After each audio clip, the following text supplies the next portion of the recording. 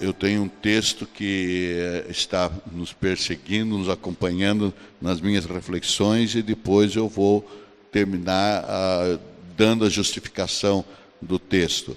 Está lá em Mateus capítulo 9, aquela preocupação, aquele anseio de Jesus Cristo por ver obreiros na sua seara. Capítulo 9, 35 a 38. O texto escrito por Mateus. Percorria Jesus todas as cidades e povoados, ensinando nas sinagogas, pregando o evangelho do reino e curando toda sorte de doenças e enfermidades. Vendo ele as multidões, compadeceu-se delas, porque estavam aflitas e exaustas, como ovelhas que não têm pastor. E então se dirigiu a seus discípulos: a seara, na verdade, é grande, mas os trabalhadores são poucos. Rogai, pois, ao Senhor da seara que mande trabalhadores para a sua seara. Tendo este episódio como base em nossos corações, vamos terminar de falar algumas coisas a respeito da Junta de Missões Nacionais. Ontem nós concluíamos falando sobre o trabalho de implantação de igrejas, que é um dos grandes objetivos da Junta. Comentávamos sobre a questão do prazo, que formalmente é estabelecido, mas que na prática não tem sido possível cumprir. Quando fizemos uma observação sobre igrejas que são expansão de outras igrejas, nós não estávamos de maneira nenhuma, não sei se passei esta ideia, criticando esse tipo de comunidade, isto é, membros da igreja de uma determinada região da cidade são reunidos numa outra região para formar uma igreja. Isso é uma bênção de Deus. Eu apenas estava dizendo que o nosso conceito de plantação de igreja não é desta forma. Nosso conceito de plantação de igreja é ir num lugar, numa cidade nova e começar praticamente do zero uma nova igreja. Eu quero que fique bem claro a esse respeito. Nós falamos também sobre os recursos financeiros que dispomos para o trabalho. Este é o momento de falar sobre o dízimo que se encaminha para o Supremo Conselho. O limite de trabalho que fazemos nas 4 agências de evangelização é determinado pela receita da igreja. Então, quando alguns levantam para a discussão a questão do dízimo, certamente não estão totalmente envolvidos com a aplicação que esse dízimo recebe. 54% para as agências missionárias, mas 30% para os seminários, não é? Mais ou menos. 19% para seminários. Então você já vai chegando a 60 e tantos por cento, depois distribuir para as entidades, as agências da vida da igreja, mocidade, homens, mulheres. Então você vê que aquilo que se encaminha para o Supremo Conselho tem um propósito muito importante no aumento da contribuição de dizimistas. A receita será ampliada e a possibilidade do trabalho ser ampliada é uma consequência. Nós temos um trabalho de aproximação com os seminários. Eu creio que com o seminário aqui de Belo Horizonte ainda não tem acontecido. Os nossos obreiros precisam tirar férias do seu trabalho. Alguns saem durante o ano, mas outros saem no período de férias normais, ou julho, ou no começo do ano, em janeiro.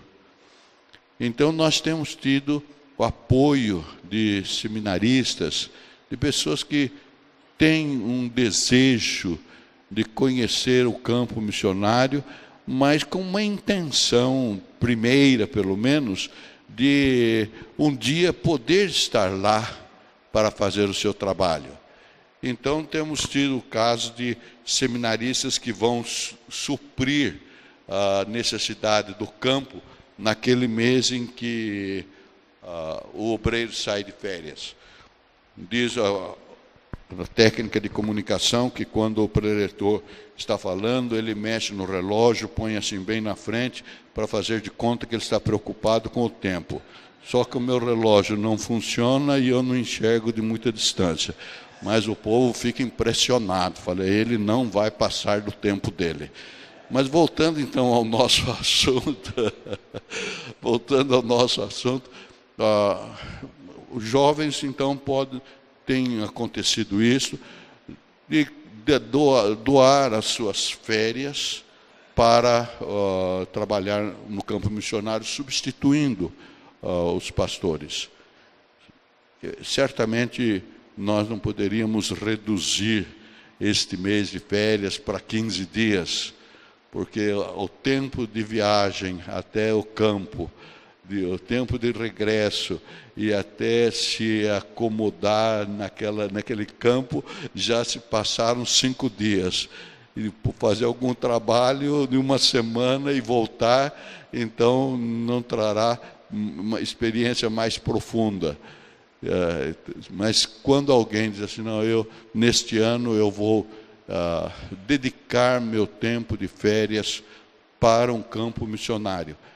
Nós estudamos lá a disposição e o interesse do obreiro em gozar as suas férias naquele mês e suprimos a ausência com alguns irmãos que se disponibilizam para isso. Fica aqui uma porta aberta para conversarmos posteriormente com o reverendo Ulisses. Já tem então esse é um trabalho que já tem sido realizado por jovens aqui do seminário. Isso é muito bom. Mas vamos caminhando um pouco mais para nossos objetivos últimos. Qual é a relação que existe entre o trabalho de evangelização da igreja local e o trabalho de missões? Uma igreja local que tenha um compromisso sério com a sua tarefa de evangelização local. Quando os seus membros individualmente, quando as famílias que compõem a igreja local, esses departamentos internos mencionados, a própria Escola Bíblica Dominical, o PH, SAF, Unijovem, quando existe um compromisso da evangelização, levantar os olhos para missões lá mais adiante, é algo que acontecerá de uma forma natural.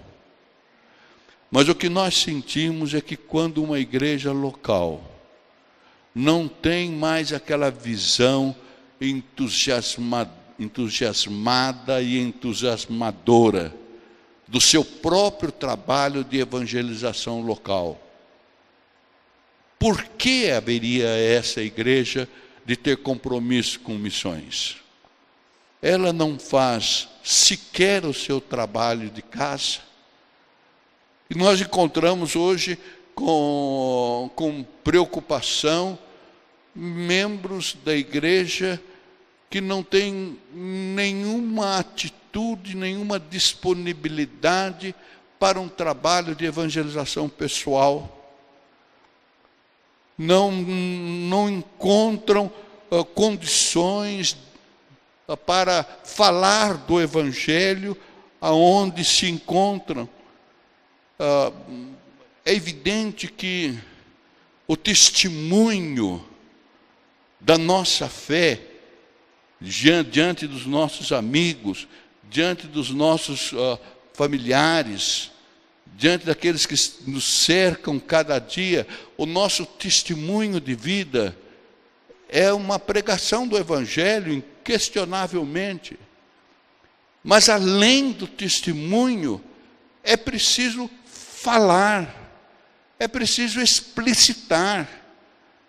Como que pelo testemunho silencioso, ainda que fiel, nós vamos mostrar aos que nos cercam a obra de Cristo na cruz? Como é que nós vamos mostrar para eles o sentido da reconciliação com Deus? Como é que nós vamos fazer com que eles percebam o amor de Deus encarnado em Jesus Cristo?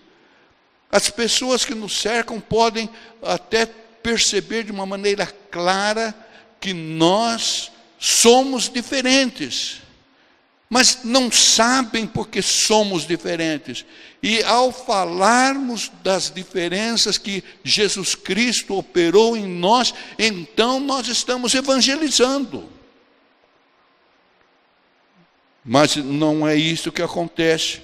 Nós vemos membros da igreja que trabalham o dia inteiro ao lado dos seus colegas e conversam sobre todos os assuntos. É o tempo, é a chuva, é o calor, é a política, é o governo, é isso, é aquilo. E se você perguntar de todo esse tempo, quanto tempo você usou para falar da sua fé? A pessoa diz, realmente eu não falei nada. Testemunho de famílias. Quantas vezes nós ouvimos falar de famílias queridas na igreja, que têm uma participação importante na igreja, mas lá com seus vizinhos têm dificuldades, problemas internos dentro da família são percebidos pelos que moram ao lado. O desentendimento, tantas vezes, entre os membros da família, repercute naqueles que estão próximos. Então, como é que aquela família, num determinado instante, vai chegar com o vizinho e dizer, eu quero convidar você para ir à minha igreja, para ouvir o Evangelho de Jesus? Você percebe o constrangimento que existe? Quando nós pensamos nas atividades dos departamentos internos, quantas dessas atividades têm um cunho evangelístico? É evidente que as sociedades internas devem promover uma aproximação entre os crentes, uma aproximação fraternal, de comunhão. Mas quanto de preocupação, de evangelismo está nessas atividades? Quantas vezes a própria igreja tem feito trabalhos específicos para a evangelização? Então nós concluímos, quando a igreja local não consegue ter uma visão evangelística ativa, qual é a expectativa que você tem desta igreja levantar os olhos para ver missões? Ela não consegue o trabalho missionário nem nos seus limites. E então será mais difícil. Acontece muitas vezes de pessoas ou igrejas se colocarem à disposição para enviar ofertas para o campo missionário, e ou enviar ofertas para como que amenizar a própria consciência cristã. Nós estamos mandando ofertas. Mas nós, como igreja, não identifica quem são as pessoas que estão mandando essa oferta. Os crentes não sabem para quem essas ofertas estão sendo dadas, não conhecem o nome daquele missionário. Então fica uma atividade administrativa. Deus usa isto lá na frente para o benefício do trabalho missionário. Mas a missão da igreja não é simplesmente enviar recursos financeiros. A missão da igreja começa no seu local. E então levanta os seus olhos e vai encontrar o campo missionário. O escritor Barnes tem um livro, A Essência da Evangelização. E num dos capítulos ele considera as razões pelas quais a maioria dos cristãos considera muito difícil o trabalho de evangelização e missão. São crentes que, diz ele, diante de pessoas não crentes, sejam familiares, colegas, vizinhos ou amigos, se sentem desanimados, impotentes e vencidos. Para eles é mais fácil dar ofertas aos missionários do que eles se darem a si mesmos na obra evangelística. E ele então sugere 4 grandes barreiras que são empecilhos, que têm sido empecilhos para os crentes se envolverem nesse trabalho. O primeiro, ele fala o sentimento de culpa diante de suas omissões. Quer dizer, o crente sabe que precisa fazer isto, sabe que a negligência de outros crentes, da negligência do seu pastor, não justifica a sua própria negligência. E então, cada vez que o crente ouve um apelo numa conferência, num seminário, numa mensagem, de que precisamos fazer o trabalho de evangelização, vem um sentimento de culpa. A pessoa se curva diante de Deus, eu não tenho feito isto, eu preciso fazer isto. Mas esse sentimento de culpa não tem produzido uma nova atitude. Um outro grande obstáculo sugerido é a falta de confiança para a exposição da palavra ou para responder possíveis questionamentos. São crentes que conhecem as nossas doutrinas básicas, conhecem os nossos ensinamentos, porque muitos estão na igreja uma longa caminhada, e conhecem tudo a respeito do amor de Deus, da obra de Jesus Cristo, da possibilidade de reconciliação com Cristo. Qual é o crente que não conhece isto? Mas por que é tão difícil tomar isto que conhecemos e transformar numa maneira de pregar o Evangelho para aqueles que estão do nosso lado? Há crentes que ficam preocupados: qual é o método certo para eu falar a respeito do Evangelho? Existiria um método único, um método que é a chave da evangelização? Não existem tantos métodos. Cada um de nós deve elaborar o seu próprio método.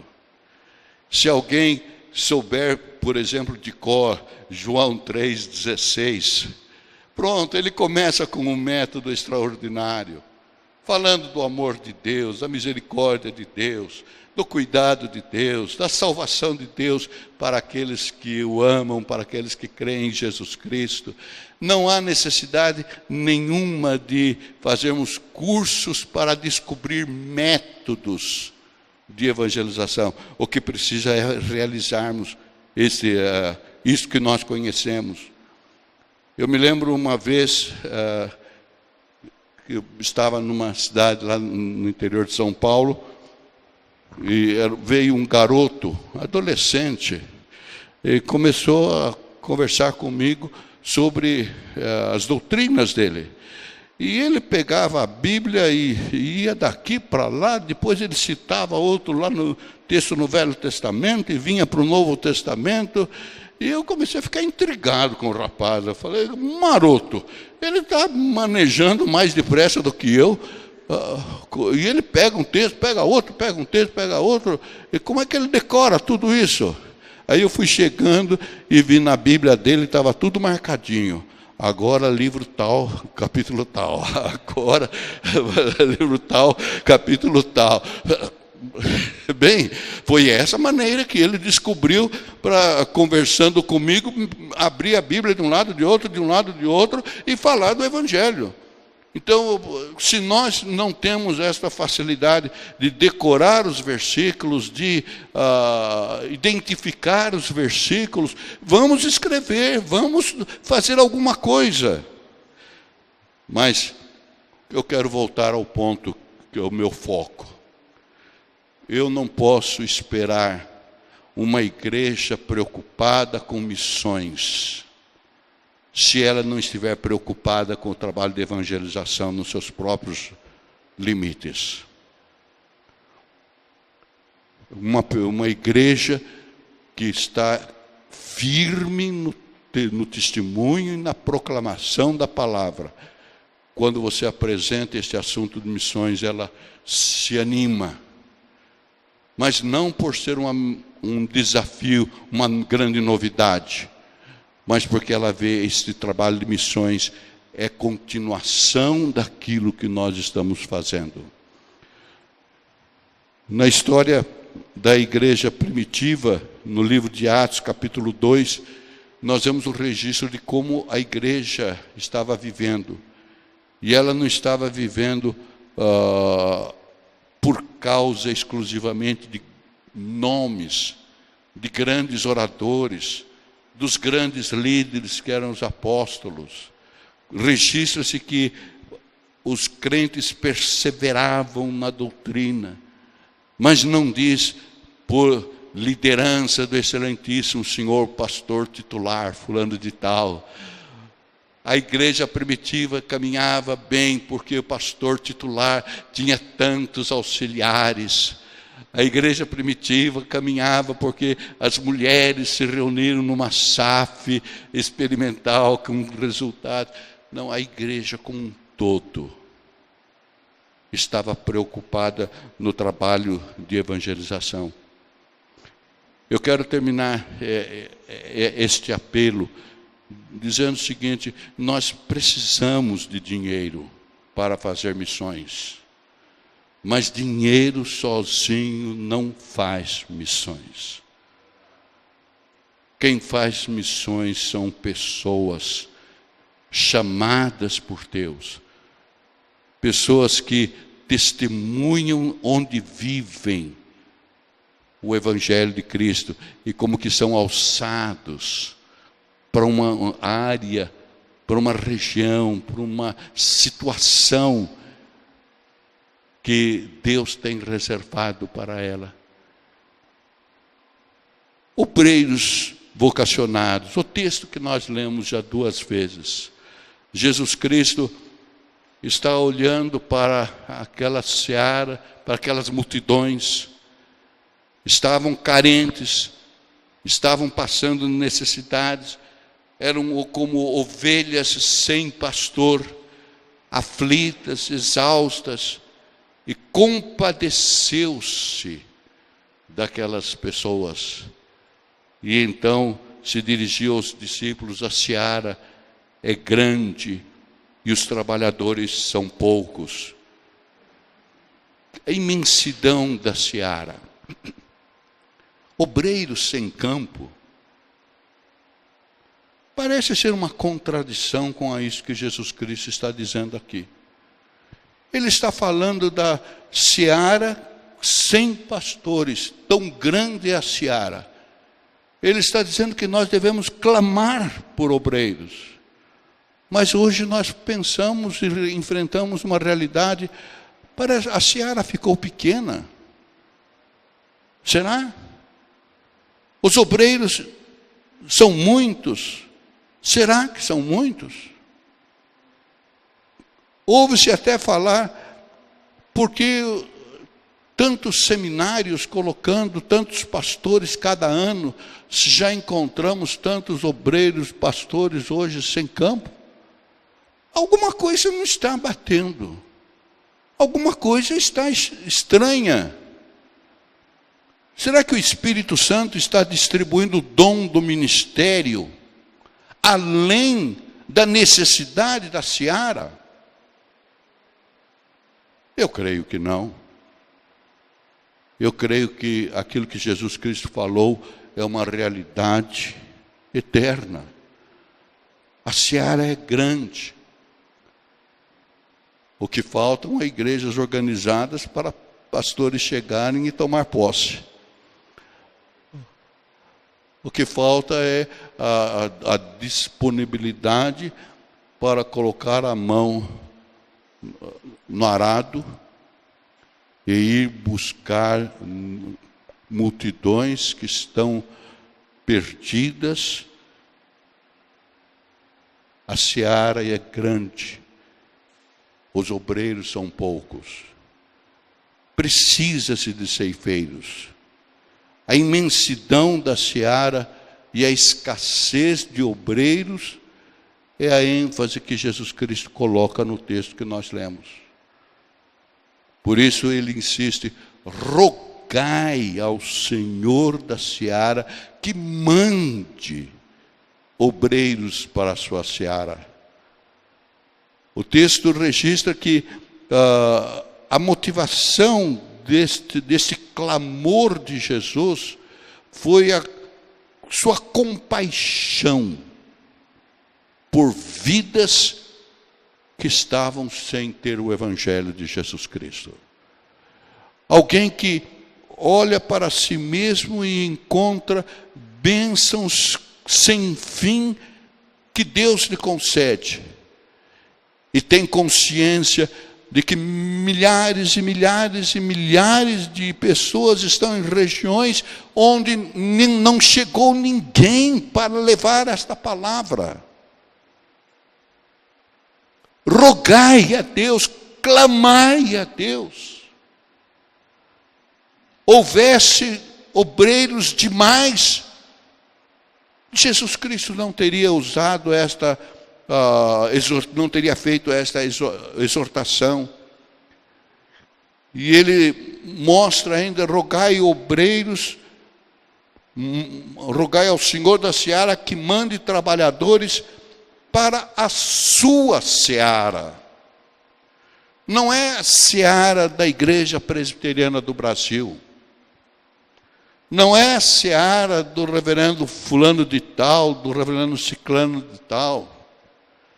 Jesus Cristo não abre mão do senhorio desta obra. Se a seara me pertencesse, eu haveria de exercer um direito meu de fazer com a seara o que eu bem entendesse. Quando eu pudesse, eu iria realizar o trabalho da minha maneira de ser, eu adiaria por um tempo. Mas acontece que a seara não é minha. A seara não é do concílio. A seara é do Senhor. E para que o obreiro trabalhe na seara do Senhor, ele precisa ter instrumentos, ferramentas do Senhor, porque a seara não pode ser realizada com instrumentos do diabo. A seara é do Senhor e só instrumentos do Senhor, instrumentos da justiça, do temor, da humildade, da consagração, do amor, da responsabilidade com aquilo que precisa estar sendo feito. A seara do Senhor não é lugar de turismo, não é uma região para ser conhecida, como um turista sai para conhecer gente, conhecer povos, conhecer regiões. E dependendo da minha apreciação pelo que eu vi, eu ficarei lá um tempo a mais, um tempo a menos. A seara é do Senhor. As ferramentas que o diabo quer que muitos obreiros usem na seara do Senhor são as ferramentas que envolvem orgulho, a presunção, a competição, a deturpação do ensino da palavra, a introdução de usos e costumes que visem movimentar a terra sem ter motivo para o que fazer com aquilo que ele iniciou. São atitudes que não glorificam o Senhor da seara, mas podem, de alguma maneira, fazer crescer a importância humana daquele que se dispôs a ser obreiro dessa seara. Precisa-se de ceifeiros para a seara do Senhor. Ceifeiros que estejam comprometidos com esta seara, que saibam que estão indo lá para se envolver com ela, para sentir o drama das provações, dos impedimentos, das perseguições. Não obreiros que estejam se sentindo acima da seara da obra, como que observadores sociológicos, observadores dos aspectos humanos daquela região. Obreiros que tenham a visão de Cristo, que tenham a compaixão que Cristo tem por vidas que se perdem. São esses os obreiros pelos quais nós devemos estar rogando ao Senhor. A realidade do nosso país é diferente em tantas regiões, mas se o Senhor nos manda para uma determinada região, Ele mesmo haverá de nos dar condições para nos qualificarmos para aquele serviço. Quantos estão no trabalho e dizem: eu nunca podia imaginar que um dia eu estivesse neste lugar. Mas Deus o chamou, Deus foi dando a ele condições, Deus foi preparando o seu coração, até que um dia ele diz: olha, Deus tudo fez para que hoje eu estivesse aqui. Rogai ao Senhor da seara que mande trabalhadores para a sua seara. Enfrentamos o nosso país com tantos problemas, isso não é novidade para ninguém. Mas na área mais específica, diríamos assim, na área religiosa do nosso país, quanta idolatria, quantos ensinamentos heréticos a respeito do Evangelho de Jesus Cristo, quantos movimentos que, partindo da própria palavra de Deus, contradizem aquilo que a palavra ensinam. Os obreiros do Senhor, os obreiros da seara do Senhor, precisam estar qualificados para levar um alimento a esse campo, a essa comunidade. E não é uma alimentação que venha por meios indiretos apenas. É uma alimentação que deve ser procurada na própria palavra de Deus, na comunhão com Deus, no estudo da palavra de Deus. Essa vida de comunhão que o obreiro precisa revelar antes de sair para o campo. Se o obreiro quiser enfrentar a seara por sua própria coragem, por sua própria determinação, confiando nos seus qualificativos, ele terá uma decepção total. Mas quando ele, antes de ir para esse campo, testemunha uma vida de comunhão com Deus, uma vida de temor, uma vida de serviço, quando ele se dispõe a estar sendo talhado pelo Espírito de Deus para uma grande obra, quando chegar lá ele haverá de ser uma bênção, e uma bênção extraordinária. Eu me lembro daquela situação de Moisés, quando Moisés descia do Monte Sinai e viu que Arão tinha preparado uma surpresa para ele, e o povo estava adorando um objeto, cordeiro de... Moisés ficou extremamente entristecido. Moisés conversa com Deus. Moisés diz: olha, é preciso acabar com esse povo, com essa raça. E se for preciso, põe o meu nome em primeiro lugar nesta lista, para punir o povo. Mas Deus mostra que não era daquela forma que deveria agir. Deus, então, como nós lemos lá em Êxodo capítulo 33, diz a Moisés: pois Moisés, vamos dar início à nossa viagem pelo deserto, para a terra prometida.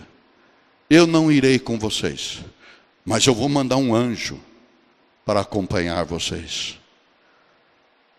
Moisés disse: Senhor, se o Senhor não for conosco, não nos faça sair deste lugar.